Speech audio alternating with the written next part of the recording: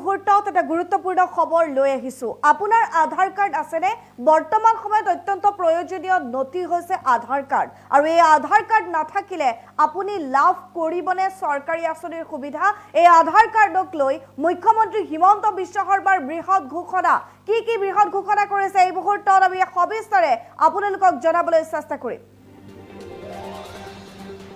আধাৰ কাৰ্ডখন বৰ্তমান সময়ত সকলোৰে বাবে প্ৰয়োজনীয় আধাৰ কাৰ্ড যদি আপোনাৰ নাই তেনেহলে আপুনি চৰকাৰী আঁচনিৰ সুবিধা লাভ কৰিবনে ৰাজ্য চৰকাৰৰ আঁচনিৰ ক্ষেত্ৰত আধাৰ নহলেও অসুবিধা নহয় বুলি মুখ্যমন্ত্ৰী হিমন্ত বিশ্ব শৰ্মাই এক বৃহৎ ঘোষণা কৰিছে ৰাজ্য চৰকাৰৰ যিসমূহ আঁচনি আছে সেই আঁচনিৰ ক্ষেত্ৰত আধাৰ কাৰ্ড নহলেও অসুবিধা নহয় কেন্দ্ৰীয় চৰকাৰৰ প্ৰপত্ৰত পূৰণ কৰিব লাগে আধাৰ নম্বৰ কেন্দ্ৰীয় চৰকাৰৰ যিসমূহ আঁচনি আছে সেই আঁচনিৰ ফৰ্মসমূহত পূৰণ কৰিব লাগে আধাৰ নম্বৰ আধাৰ নোহোৱা লোকে বিনামূলীয়া চাউল লাভ নকৰে কেন্দ্ৰীয় চৰকাৰৰ আঁচনিৰ ক্ষেত্ৰতহে আধাৰ কাৰ্ড বাধ্যতামূলক বুলি আজি সদনত ঘোষণা কৰিছে মুখ্যমন্ত্ৰী হিমন্ত বিশ্ব শৰ্মাই এনআৰচিক লৈও তেওঁ কৈছে এনআৰচিৰ বাবে বহু লোকে আধাৰ কাৰ্ড লাভ কৰা নাই আমি জনাই আছো এনআৰচিৰ বাবে বহু লোকে যেহেতু আধাৰ কাৰ্ড লাভ কৰা নাই এনআৰচিক লৈ বহুত খেলিমেলি সৃষ্টি হৈছে বিভিন্ন লোকৰ মাজত আৰু সেই এনআৰচিক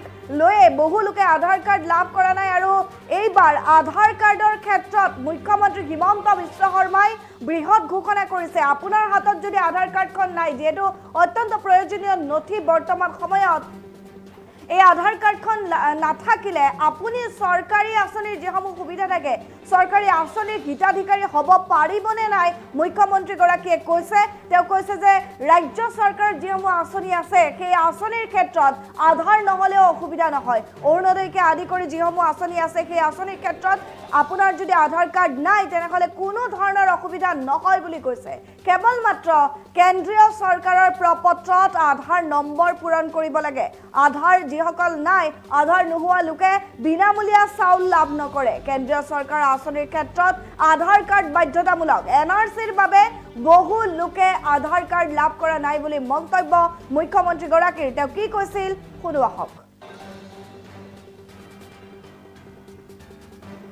অধ্যক্ষ মহোদয় কথাটো ঠিকে আছে কিন্তু মই এটা উত্তৰে দিব খুজিছো যে এই সমস্যাটো সমগ্ৰ দুখীয়া মানুহৰ আৰু এই সমস্যাটো অকল এনেকুৱা নহয় যে কোনোবা হিন্দু মুছলমান খ্ৰীষ্টানৰ মই গোটেই লগ পালে মই দেখো যে আমি বহুত মানুহক বিনামূলীয়া চাউলটো দিব পৰা নাই আধাৰ নোহোৱাৰ কাৰণে সেইকাৰণে আমি সবত ৰাজনীতি কৰোঁ কিছুমান ক্ষেত্ৰতো ৰাজনীতি নাই মোৰো অন্তৰখন এইটো কাৰণে দুখিত হৈ আছে সেইকাৰণে কমলেশ পুৰকায়স্থ ডাঙৰীয়াই কিবা এটা বেলেগ মন লৈ কৰিছিল এইটো ইমান সিৰিয়াসলি ল'ব নালাগে কিন্তু ইস্যুটো হ'ল সমস্যাটো আমি সকলোৰে কাৰণে সমাধান কৰিব লাগিব কিন্তু যি 10 লাখ মানুহৰ নাম চূড়ান্ত এনআৰচিত প্ৰকাশ নহল তেওঁলোকক হয়তো আমি সুবিধা দিব নোৱাৰিম ৰাজ্য চৰকাৰৰ আঁচনিৰ ক্ষেত্ৰত আধাৰ নহলেও কাৰো অসুবিধা নহয় তাক আমি এনশিওৰ কৰিছো কিন্তু কেন্দ্ৰীয় চৰকাৰৰ ফৰ্মবিলাকত আধাৰ নম্বৰটো লিখা থাকে সেইকাৰণে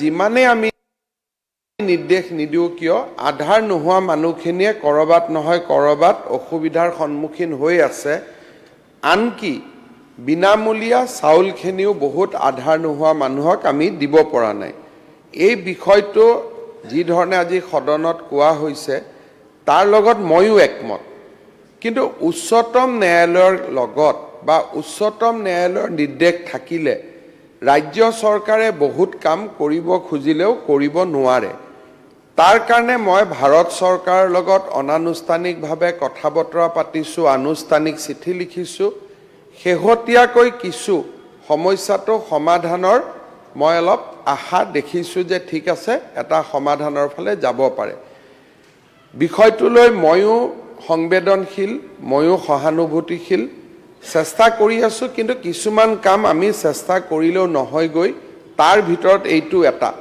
কাৰণ উচ্চতম ন্যায়ালয়ৰ লগত আমি নোৱাৰো গৈ বহুত ক্ষেত্ৰত কাৰণ তেওঁলোকৰ এটা নিজস্ব চিন্তাধাৰা আছে এটা সময়ত লাগিলে আমি সকলো উচ্চতম ন্যায়ালয়তে যাব লাগিব তেনেকুৱাও লাগিলে কৰিব লাগিব কিন্তু বৰ্তমান কিছু সমাধানৰ ফালে অলপ ভাৰত চৰকাৰে প্ৰচেষ্টা চলাইছে আৰু মই ভাবো যে তাত হয়তো আমি কিছু ফল দেখিম কিন্তু আংশিক ফল দেখিম, পুৰা নেদেখোঁ। পুৰাৰ কাৰণে আমি আৰু অলপ যত্ন কৰিব লাগিব।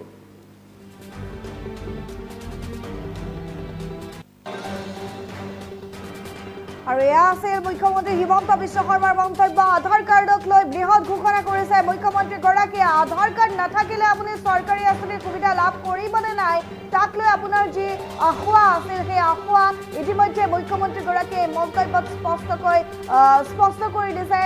তেওঁৰ মন্তব্যত যে ৰাজ্য চৰকাৰৰ আঁচনিৰ ক্ষেত্ৰত আধাৰ কাৰ্ড নহ'লেও বা আধাৰ নম্বৰটো নহ'লেও কোনো ধৰণৰ অসুবিধা নহয়, কেৱল মাত্ৰ কেন্দ্ৰীয় চৰকাৰৰ প্ৰপত্ৰ পূৰণ কৰিব লাগে আধাৰ নম্বৰ। কেন্দ্ৰীয় চৰকাৰৰ যিসমূহ আঁচনিৰ প্ৰপত্ৰ থাকে সেই প্ৰপত্ৰত আধাৰ নম্বৰ পূৰণ কৰিব লাগে। আধাৰ নোহোৱা লোকে বিনামূলীয়া চাউল লাভ নকৰে। কেন্দ্ৰীয় চৰকাৰৰ আঁচনিৰ ক্ষেত্ৰত আধাৰ কাৰ্ড বাধ্যতামূলক। NRCৰ বাবে বহু লোকে আধাৰ কাৰ্ড লাভ কৰা নাই বুলিও কৈছে মুখ্যমন্ত্ৰীগৰাকীয়ে। পুনৰবাৰ আগবঢ়াইছো তেওঁ কি কৈছিল, শুনো আহক।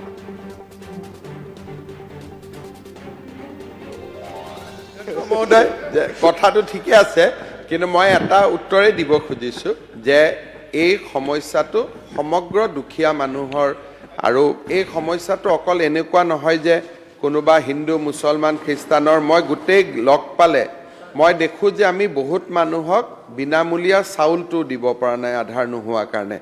সেইকাৰণে আমি চবত ৰাজনীতি কৰোঁ, কিছুমান ক্ষেত্ৰতো ৰাজনীতি নাই। মোৰো অন্তৰখন এইটো কাৰণে দূষিত হৈ আছে। সেইকাৰণে কমলাক্ষ পুৰকায়স্থ ডাঙৰীয়াই কিবা এটা বেলেগ মন লৈ কৰিছিল, এইটো ইমান চিৰিয়াছলি ল'ব নালাগে। কিন্তু ইছ্যুটো হ'ল সমস্যাটো আমি সকলোৰে কাৰণে সমাধান কৰিব লাগিব। কিন্তু যি 10 লাখ মানুহৰ নাম চূড়ান্ত NRCত প্ৰকাশ নহ'ল, তেওঁলোকক হয়তো আমি সুবিধা দিব নোৱাৰিম। ৰাজ্য চৰকাৰৰ আঁচনিৰ ক্ষেত্ৰত আধাৰ নহ'লেও কাৰো অসুবিধা নহয়, তাক আমি এনচিয়ৰ কৰিছোঁ। কিন্তু কেন্দ্ৰীয় চৰকাৰৰ ফৰ্মবিলাকত আধাৰ নম্বৰটো লিখা থাকে। সেইকাৰণে যিমানে আমি নিৰ্দেশ নিদিওঁ কিয়, আধাৰ নোহোৱা মানুহখিনিয়ে ক'ৰবাত নহয় ক'ৰবাত অসুবিধাৰ সন্মুখীন হৈ আছে। আনকি বিনামূলীয়া চাউলখিনিও বহুত আধাৰ নোহোৱা মানুহক আমি দিব পৰা নাই। এই বিষয়টো যি ধৰণে আজি সদনত কোৱা হৈছে তাৰ লগত ময়ো একমত। কিন্তু উচ্চতম ন্যায়ালয়ৰ লগত বা উচ্চতম ন্যায়ালয়ৰ নিৰ্দেশ থাকিলে ৰাজ্য চৰকাৰে বহুত কাম কৰিব খুজিলেও কৰিব নোৱাৰে। তাৰ কাৰণে মই ভাৰত চৰকাৰৰ লগত অনানুষ্ঠানিকভাৱে কথা বতৰা পাতিছোঁ, আনুষ্ঠানিক চিঠি লিখিছোঁ।